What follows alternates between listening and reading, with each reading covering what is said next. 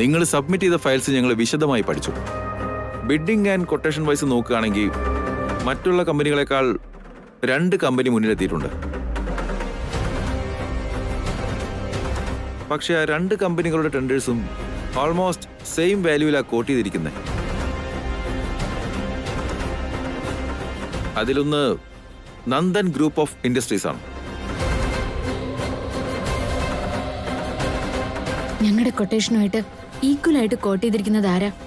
അവർ തന്നെയായിരിക്കും ഇന്നലെ രാത്രി വീട്ടിലേക്ക് കള്ളനെ അയച്ചത്. അതാരാണെന്ന് എന്തായാലും ഇപ്പൊ അറിയാൻ പറ്റുമല്ലോ. രണ്ടാമത്തെ കമ്പനി സരയു കൺസ്ട്രക്ഷൻസ് ആണ്.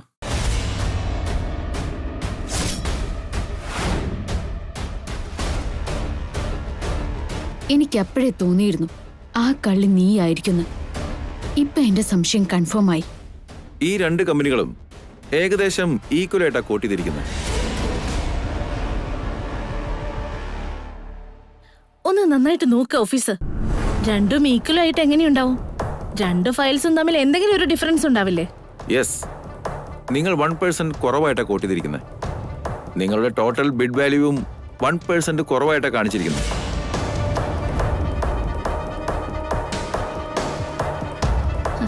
അങ്ങനെയാണെങ്കിൽ ഈ പ്രോജക്റ്റ് എനിക്ക് തന്നെയല്ലേ? No madam. മാഡം 1% കുറവായിട്ട് കോട്ട് ചെയ്തപ്പോൾ നന്ദൻ ഗ്രൂപ്പ് 2% ലെസ് ചെയ്തിട്ടുണ്ട്.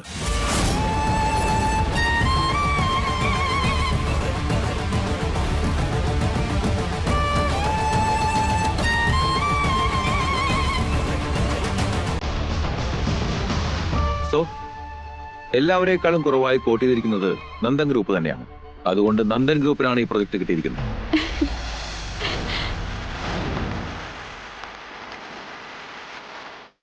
നന്ദൻ ഗ്രൂപ്പിന് കൺഗ്രാറ്റുലേഷൻസ്.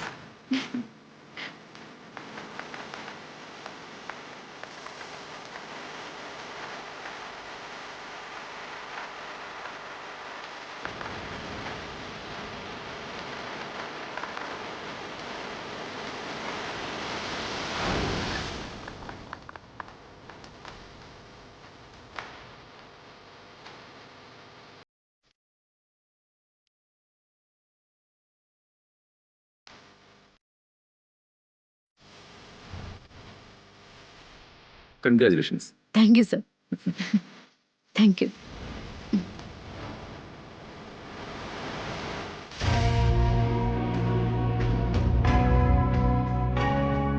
കൺഗ്രാറ്റ്സ് മേഘന.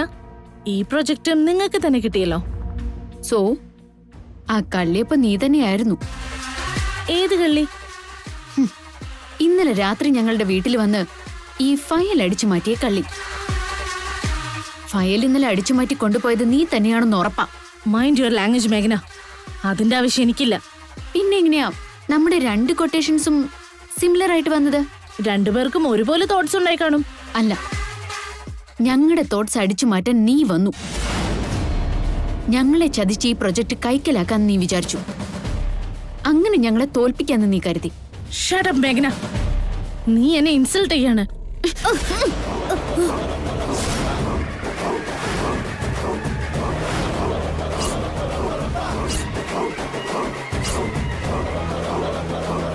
എനിക്ക് വരുന്ന ദേഷ്യത്തിനെ നിന്നെ ഇൻസൾട്ട് ചെയ്യല്ല, ഇവിടെ എല്ലാവരുടെയും മുന്നിൽ വെച്ച് നിന്നെ കഴുത്ത് ഞെരിച്ച് കൊന്നുകളയാ വേണ്ടത്. ഒരു പെണ്ണല്ലേന്നോർത്ത് നിന്നെ വെറുതെ വിടുക ഞാൻ. ഫയൽ അടിച്ചു മാറ്റിയത് നീയാണെന്നുള്ള ഡൗട്ടേ എനിക്കിപ്പോ ഉള്ളൂ. പക്ഷെ ഇന്ന് രാവിലെ ഞങ്ങൾക്ക് നടന്ന ആക്സിഡന്റിന്റെ കാരണക്കാരി നീയാണെന്നെങ്ങാനും ഞാൻ അറിഞ്ഞ ഈ മേഘന ആരാണെന്ന് നീ ശരിക്കും അറിയും. എന്റെ ഭർത്താവിന്റെ അടുത്തോ എന്റെ കുടുംബത്തിന്റെ ചുറ്റുമോ ഞങ്ങളുടെ കമ്പനിയുടെ ഭാഗത്തോ നിന്നെ കണ്ട നിന്നെ ഈശ്വരൻ വിചാരിച്ചാലും രക്ഷിക്കാനാവില്ല. Mind it.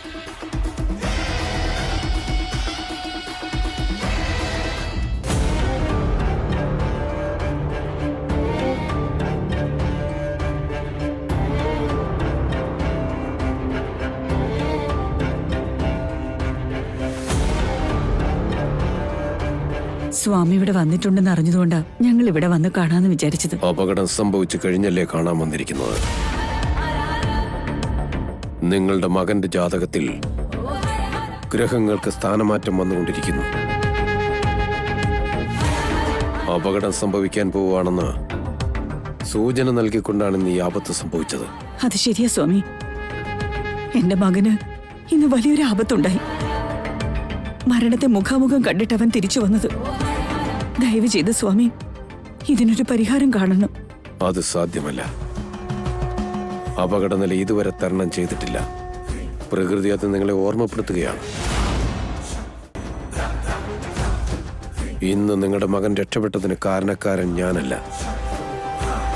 ആ പ്രാണന്റെ ജീവനാളം അണഞ്ഞു പോകാതെ തടയായി കരങ്ങൾ പിടിച്ചത് ഒരു സങ്കല്പം മാത്രമാണ്. അത് സത്യം തന്നെയാണ് സ്വാമി. ഈ അപകടത്തിൽ നിന്ന് ഞങ്ങളുടെ മോനെ രക്ഷപ്പെടുത്തിയത് ഞങ്ങളുടെ മരുമകൾ മേഘനയാണ്.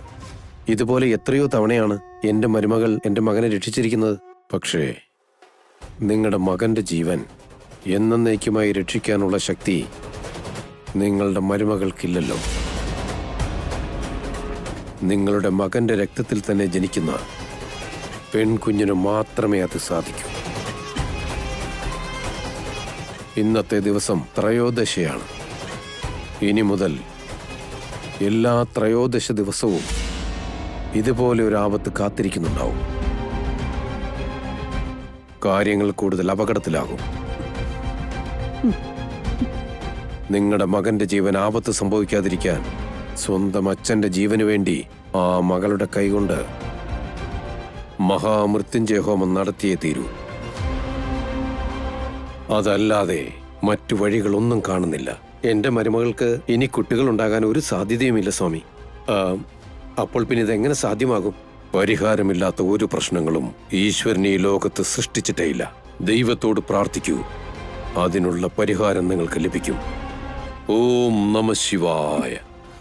ഓം നമഃ ശിവായ.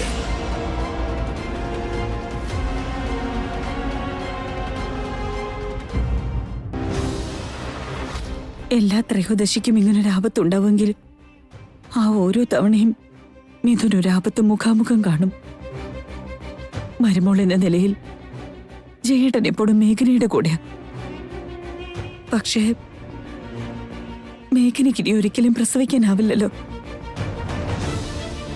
അതുകൊണ്ടാ മഞ്ജരിയെ മരുമകളായി ഞാൻ അംഗീകരിച്ചത്. പക്ഷേ ഇപ്പൊ മഞ്ജരിയുടെ വയറ്റിൽ വളരുന്ന മിഥുന്റെ കുഞ്ഞ് ഇപ്പോഴൊന്നും ജനിക്കില്ലല്ലോ ജയേട്ടാ. ഇനി 7 മാസം കഴിഞ്ഞ് ആ കുട്ടി ജനിച്ചു വരുമ്പോഴേക്കും ആ കുഞ്ഞിനെ കൊണ്ട് മൃത്യുഞ്ജയ ഹോമം എങ്ങനെ നടത്താനാ ജയേട്ടാ? അതുവരെ നമ്മുടെ മിഥുന്റെ ജീവൻ നമ്മൾ എങ്ങനെ പിടിച്ചു നിർത്തും? പരിഹാരമില്ലാത്ത പ്രശ്നങ്ങളൊന്നും ഈശ്വരൻ സൃഷ്ടിച്ചിട്ടില്ലെന്ന് പറയുന്നു. പക്ഷേ നമ്മുടെ ഈ പ്രശ്നത്തിന് എന്ത് പരിഹാരമെന്ന് എനിക്കറിയില്ല ചേട്ടാ. ഇനി മിഥുനെ രക്ഷിക്കാൻ ആർക്കാ കഴിയ? ഈ അപകടത്തിൽ നിന്ന് നമ്മുടെ കുഞ്ഞിനെ ആര് രക്ഷിക്കും?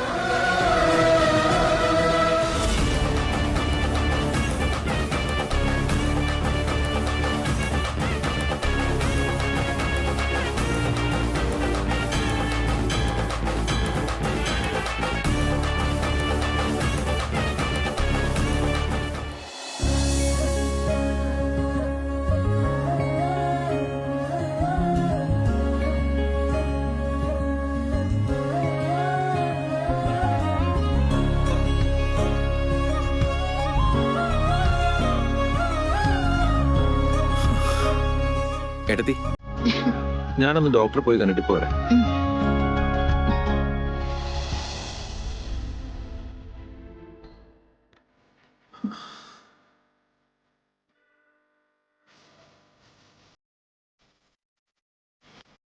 താങ്ക് യു മേഘനെ. നീ ഇന്ന് വീണ്ടും എന്റെ വിശ്വാസം കാത്തുരക്ഷിച്ചു. മിഥുനേട്ടനും താങ്ക്സ്. മിഥുനേട്ടന്റെ വിശ്വാസം സംരക്ഷിക്കാനുള്ള ധൈര്യം എനിക്ക് തന്നതിന്. ഇനി നിനക്ക് മോമന്റെ മുമ്പില് ഒരു തെറ്റുകാരിയെ പോലെ തലകുനിച്ച് നിൽക്കേണ്ടി വരില്ല മേഘനെ.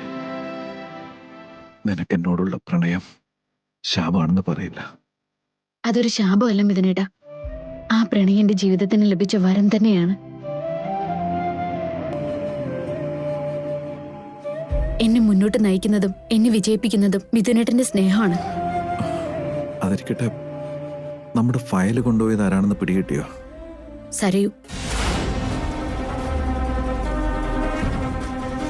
അവളാ ഈ കള്ളത്തരെല്ലാം കാണിച്ച് ഫയൽ കൊണ്ടുപോയിരിക്കുന്നത്. നമ്മളെക്കാളും 1% കുറവായിട്ടാണ് അവള് കോട്ട് ചെയ്തിരിക്കുന്നത്. ജയിക്കുന്നു വിചാരിച്ചു. അപ്പൊ അതുകൊണ്ടാണ് നീ എന്നെ കൊണ്ട് 2% കുറവ് കോട്ട് ചെയ്യിച്ചത്. യു ആർ ബ്രില്യന്റ് മേഘ്നെ. Thank you so much. I am really proud of U.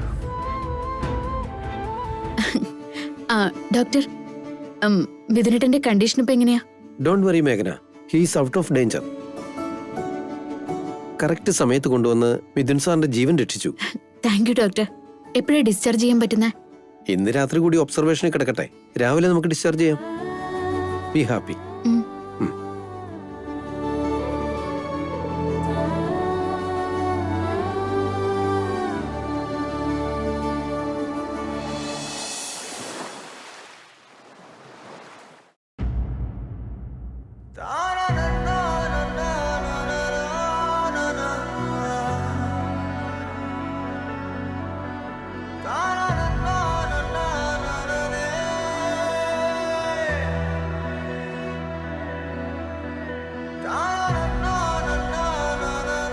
എന്തിനാ മോം കരയുന്നേ? എനിക്കിപ്പോ ഒരു പ്രശ്നമില്ലല്ലോ. ഒരു കുഴപ്പമില്ലാതെ ഞാൻ തിരിച്ചെത്തിയില്ലേ? ഒന്നും സംഭവിക്കാതിരുന്നാലേ ഈ അമ്മയ്ക്ക് സന്തോഷാവൂ.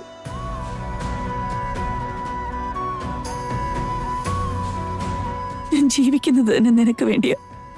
അതെനിക്കറിയാമോ. അതുകൊണ്ടാ മേഘന എന്നെ രക്ഷിച്ചിങ്ങോട്ട് കൊണ്ടുവന്നത്.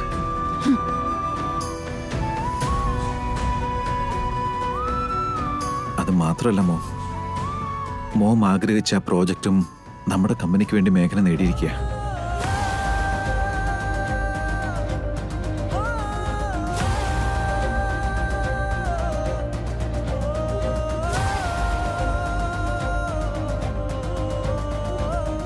ഇപ്പൊ സന്തോഷമായില്ലേ മോ? ഞാൻ ഏറ്റവും കൂടുതൽ ആഗ്രഹിച്ചത് ഈ പ്രൊജക്റ്റ് ഒന്നും അല്ല മോനെ, നിന്റെ ജീവൻ മാത്രമാണ്. സന്തോഷായിട്ട് കാണാന്നല്ലാതെ ഈ അമ്മയ്ക്ക് മറ്റൊന്നും വേണ്ട മോനെ.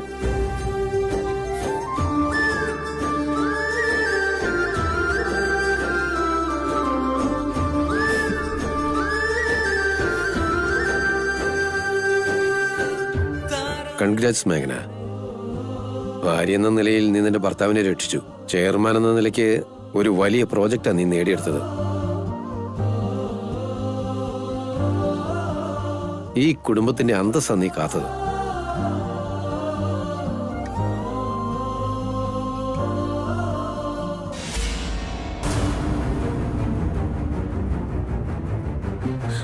മിഥുൻ, മിഥുൻ, നിനക്ക് കുഴപ്പമൊന്നുമില്ലല്ലോ അല്ലേ? നീ ഓക്കെ ആണല്ലോ അല്ലേ മിഥുൻ?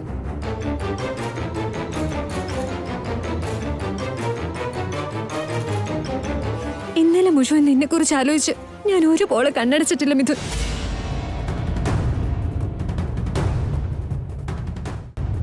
നിന്നെ കാണാൻ ഞാൻ ഹോസ്പിറ്റലിലേക്ക് വരാൻ ഒരുങ്ങിയപ്പോ അമ്മ എന്നെ അതിന് സമ്മതിച്ചില്ല. എപ്പോഴാ നിന്നെ ഒന്ന് കാണുക, എപ്പോഴാ നിന്റെ അടുത്ത് വന്ന് നിൽക്കാന്ന് ആലോചിച്ച് ഞാനും നമ്മുടെ വയറ്റിലുള്ള നമ്മുടെ കുഞ്ഞും നിനക്ക് വേണ്ടി കണ്ണിൽ എണ്ണയൊഴിച്ച് കാത്തിരിക്കുകയായിരുന്നു, അറിയോ?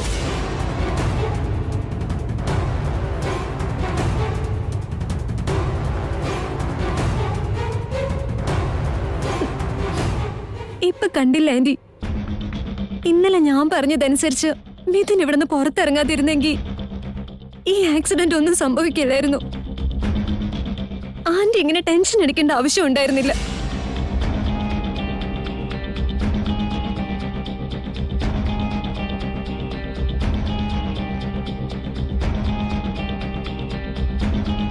ഇന്ന് മുതൽ മിഥുന്റെ എല്ലാ കാര്യങ്ങളും നോക്കുന്നത് ഞാൻ ആന്റി.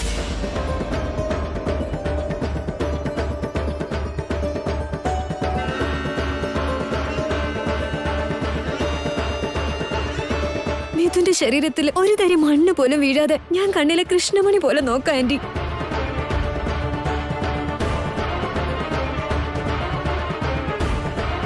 മിഥുന്റെ ജീവന് പകരം ഞാൻ എന്റെ ജീവൻ കൊടുക്കാൻ തയ്യാറാ. മിഥുനെ രക്ഷിക്കേണ്ട കടമ എനിക്ക്.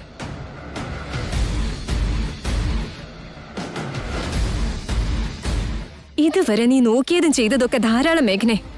ഇനി നിന്റെ സഹായം വേണ്ട. മിഥുന്റെ കാര്യങ്ങൾ ഞാൻ നോക്കിക്കോളാം. വാ മിഥുൻ, നമുക്ക് അവിടെ നിൽക്കും റൂമിലേക്ക് മഞ്ജരി. മിഥുന്റെ കൈവിട്.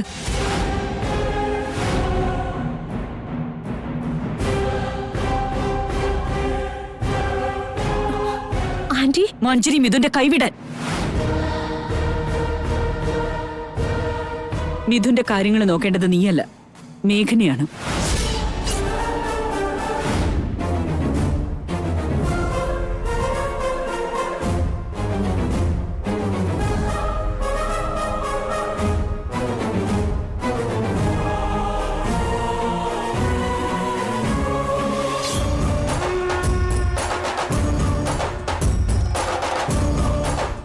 മേഘന നോക്കിക്കോളും മിഥുന്റെ കാര്യങ്ങൾ.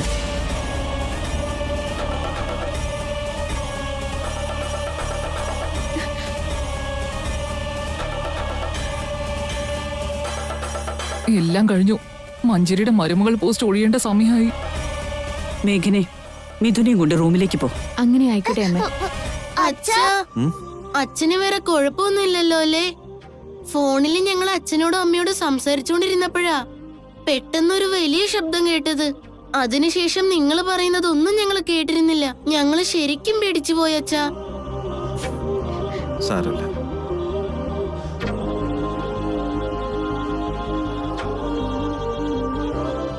ഞാനും അമ്മയൊന്നും ജീവനോടെ ഇരിക്കുന്നത് നിങ്ങൾ കാരണ.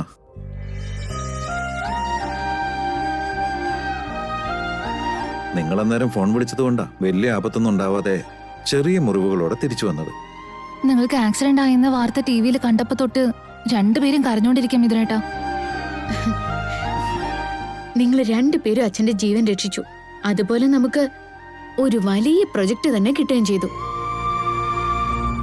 നടക്കും ഇതിനേട്ടാ. വാ.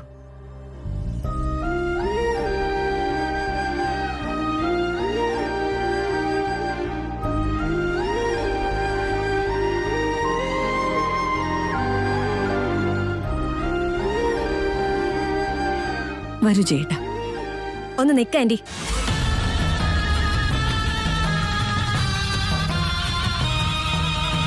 ആന്റി ഇപ്പൊ എന്തിനാ മേഘനയുടെ മുന്നിൽ വെച്ച് എന്നെ ഇൻസൾട്ട് ചെയ്തത്? എന്താ ഞാൻ മിഥുനെ നോക്കില്ലെന്ന് വിചാരിച്ചോ? എനിക്കതിനുള്ള യോഗ്യതയില്ലേ? മേഘനയെ പോലെ ഞാനും മിഥുന്റെ ഭാര്യ തന്നെയല്ലേ, ആന്റിയുടെ മരുമകളല്ലേ. പിന്നെന്തിനാ എന്നോട് ഇങ്ങനെയൊക്കെ ചെയ്യുന്നേ? നീ ഉത്തരവാദിത്വത്തോടെ നോക്കേണ്ടതും കണ്ണിൽ എണ്ണയൊഴിച്ച് കാത്തിരിക്കേണ്ടതൊന്നും മിഥുനെയല്ല മഞ്ജരി, നിന്റെ വയറ്റിൽ വളരുന്ന മിഥുന്റെ കുഞ്ഞിനെയാണ്. വീണ്ടും വീണ്ടും ആ കുഞ്ഞിനെ കുറിച്ച് ഞാൻ എന്തിനാ പറയുന്നതെന്നറിയോ നിനക്ക്? മിഥുനെ അവന്റെ ഓരോ ആപത്തിൽ നിന്നും രക്ഷിക്കാൻ വേണ്ടി അവന്റെ സ്വന്തം രക്തത്തിൽ ജനിച്ച ഒരു പെൺകുഞ്ഞിന് മാത്രമേ സാധിക്കൂ. അതുകൊണ്ടാ പറയുന്നത്, എന്റെ മകനെ രക്ഷിക്കാൻ വേണ്ടി നിനക്കുണ്ടാവുന്ന കുഞ്ഞിനെ നീ എന്നെ ഏൽപ്പിക്കണം.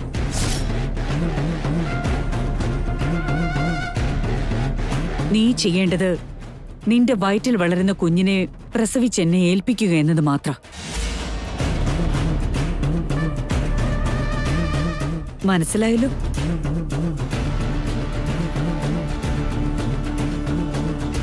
നീ എന്താ ആലോചിക്കുന്നേ മഞ്ജരി? അല്ല, ഞാൻ പറഞ്ഞതൊന്നും നീ കേട്ടില്ലെന്നുണ്ടോ? ഞാൻ പറഞ്ഞതിനുള്ള മറുപടി പറയ്. ആന്റി പറഞ്ഞത് എനിക്ക് മനസ്സിലായി ആന്റി. ഇനിയത്തില് എനിക്കെന്ത് തിരിച്ചു പറയാനാ? ഒരു കൊച്ചുമകളെ വേണമെന്ന് ആവശ്യപ്പെടുന്നത് അമ്മായിയമ്മയുടെ അവകാശം തന്നെയാ. അമ്മ ആഗ്രഹിക്കുന്നത് പോലെ ഒരു പെൺകുഞ്ഞിനെ ഞാൻ പ്രസവിക്കാന്നുള്ളത് മരുമകൾ എന്ന നിലയിൽ എന്റെ കടമയല്ലേ? അതിനാ വയറ്റില് കുഞ്ഞൊന്നും ഇല്ലല്ലോ. പിന്നെ അത് പെൺകുഞ്ഞാന്ന് എങ്ങനെയാ നീ പറയുന്ന മഞ്ജരി? സത്യം പറയാണെങ്കിൽ ഇത്താണ് നീ ശരിക്കും പെട്ടിരിക്കുക. നീ പ്രസവിക്കുന്നത് വരെ ഞാൻ ഈ പറഞ്ഞതൊന്നും നീ മറക്കാതെ മനസ്സിൽ വെച്ചോ. ഇനിയും എന്നെ കൊണ്ട് പറയിക്കരുത്.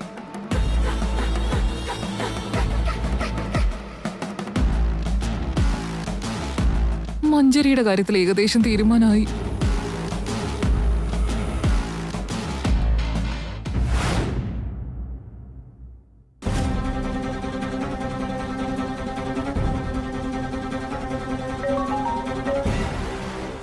കൺഗ്രാറ്റ്സ് പറയാൻ വേണ്ടി വിളിച്ചതാണോ മഞ്ജരി?